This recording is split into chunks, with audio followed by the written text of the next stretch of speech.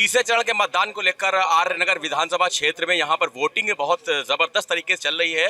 लगातार मतदाताओं में उत्साह है, लंबी लंबी कतारें देखने को मिल रही हैं। हालांकि थोड़ा छुटपुट यहाँ पर कुछ हो हल्ला ज़रूर हुआ है। ऐसे में क्या कुछ हुआ है जानने के लिए हमारे साथ समाजवादी पार्टी के मौजूदा विधायक और प्रत्याशी अमिताभ बाजपेयी जी इनसे बात करेंगे। अभी कुछ थोड़ा सा यहाँ पर बातचीत हुई है और कहीं ना कहीं खबरें आई, क्या कुछ मामला था यहाँ पर अमिताभ जी? कुछ देर पहले भारतीय जनता पार्टी प्रत्याशी जो कि सुबह से काफ़ी विकसित अवस्था में घूम रहे हैं, अभी 25 लोगों को ले करके और पोलिंग सेंटर के अंदर जाते हैं, वो आकर यहाँ पे हमारे पूर्व पार्षद सुशील तिवारी जी अपना काम कर रहे थे बस्ते बैठ के, इनसे गाली गलौज करने लगे। ऐसी घटना उन्होंने कई और जगहों पर भी करी है, जैसे रैन बसेरा पोलिंग सेंटर पे करा है, तिलियाना चौराहे पे किया है, सामने जलनागंज में भी किया है, कई जगह उन्होंने ऐसी घटनाएं कर रहे हैं। ये उनके हताशा का, निराशा का और जो जनता का जो रुझान आया है उसकी वजह से उनकी विक्षिप्तता की स्थिति हो गई है। और हमें लगता है कि इससे कुछ होने वाला नहीं है, क्योंकि जनता जवाब देने का मन बना चुकी है। तो ये सारी घटनाओं का, इस बदतमीजियों का, अधर्मी काम का जवाब जनता देगी। लगभग दो बज चुके हैं, 2 बजे तक ही अच्छा वोटर निकल रहा है, बढ़िया यहाँ वोटिंग परसेंटेज चल रहा है। क्या लगता है, आप कितना कॉन्फिडेंट हो रहे हैं कि आप जिस तरह से आपको वोट पड़ रहा है? मुझे कुछ तो ये है कि चुनाव आयोग की मशीनरी बहुत ख़राब है और जो वोटिंग परसेंटेज हो जाना चाहिए। आप लाइन में देख रहे हैं कितनी लंबी लाइनें लगी हैं, इतनी लंबी लाइन नहीं होनी चाहिए थी। व्यक्ति 2-2 घंटे 3-3 घंटे लाइन में इंतजार नहीं कर सकता। तो इसलिए चुनाव आयोग को विचार करना चाहिए। इतनी लंबी लाइन, आप किसी पोलिंग सेंटर पर जाएंगे लंबी लाइन लगी हुई है, लंबी लाइन नहीं होनी चाहिए थी, ऐसा इंतजाम होना चाहिए था। पर अगर लगी है और चुनाव में वोट पड़ता है तो खुशी है कि उन लोग जागरूक हों, अपने मताधिकार का प्रयोग करें। ये बेहतर बात है। जब अच्छे लोग निकल के वोट डालेंगे तभी बेहतर सरकार बनेगी। और चूँकि वोट डालने वालों में गरीब, परेशान, मजदूर तबका ज़्यादा है, बेरोजगार नौजवान बहुत है, महंगाई परेशान महिलाएं बहुत वोट डाल रही हैं। इसलिए हमें प्रचार के अंतिम समय पे सपा मुखिया ने जिस तरह से रोड शो किया था, एक ऐतिहासिक कह सकते हैं, बहुत भीड़ आई थी। क्या लगता है वो संजीवनी बूटी दे गई समाजवादी पार्टी को यहाँ पे? नहीं, ये तो उनको, वो तो निकले भर थे लोग, तो अपने आप आए थे, कहीं जुटाए गए लोग थोड़ी ना थे। वो तो लोग उस उम्मीद पर कि यही है भविष्य हमारा, यही सुधारेगा हमको। नौजवान को लगता था हमें लैपटॉप देगा, महिला को लगता था कि हमें पेंशन देगा, बेटी को लगता था हमें फ्री पढ़ाई देगा।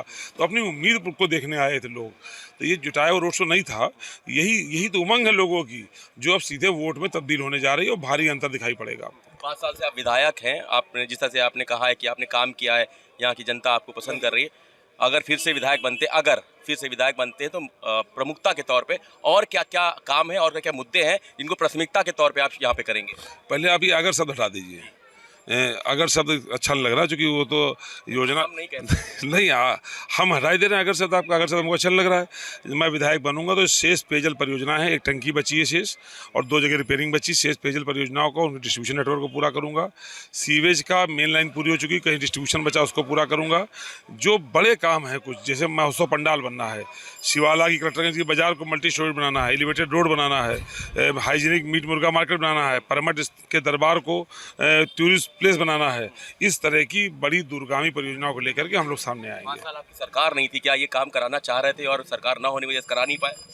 कराना चाह रहे थे और हमने लिख के भी दिए थे। सरकार में कुछ डीपीआर बनती बिगड़ती हाँ ना की स्थिति रही। स्मार्ट सिटी में कुछ प्रोजेक्ट भेजे थे, पर इस सरकार, चूँकि ये ब्यूरोक्रेसी ड्रिवन गवर्नमेंट है, ये पॉलिटिकल गवर्नमेंट नहीं है, इसलिए इन्होंने जनप्रतिनिधियों के सम्मान का, उनकी व्यवस्थाओं का भी ध्यान नहीं रखा है। तो इन्होंने गौर नहीं किया। पर चलिए, बेहतर है, समाजवादी सरकार आएगी तो आसानी से सारे काम बढ़ेगा पिछली बार की जीत से कई गुना।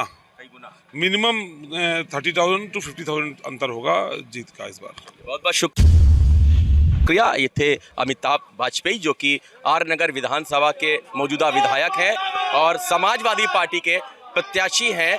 अपने क्षेत्र में दौरा कर रहे हैं और थोड़ा सा चुनाव आयोग की मशीनरी पे सवाल ज़रूर खड़ा किया है कि वोटिंग परसेंटेज स्लो चल रहा है, लंबी लंबी कतारें लगी हैं। कई जगह से ईवीएम के स्लो होने, या कह सकते हैं कि उनको रुकने की भी सूचनाएं मिली, जिसको लेकर चुनाव आयोग पर भी निशाना साध रहे हैं। हालांकि अपनी जीत के लिए पूरा आश्वस्त है और पिछली बार से लंबे मार्जिन से जीत का दावा कर रहे हैं। हालांकि इनके दावों में कितनी सच्चाई होगी ये आने वाले 10 मार्च को ही समझ में आएगा। वीडियो जर्नलिस्ट लक्ष्य निगम के साथ सलमान शफीक, न्यूज़ वाला यूपी, कानपुर।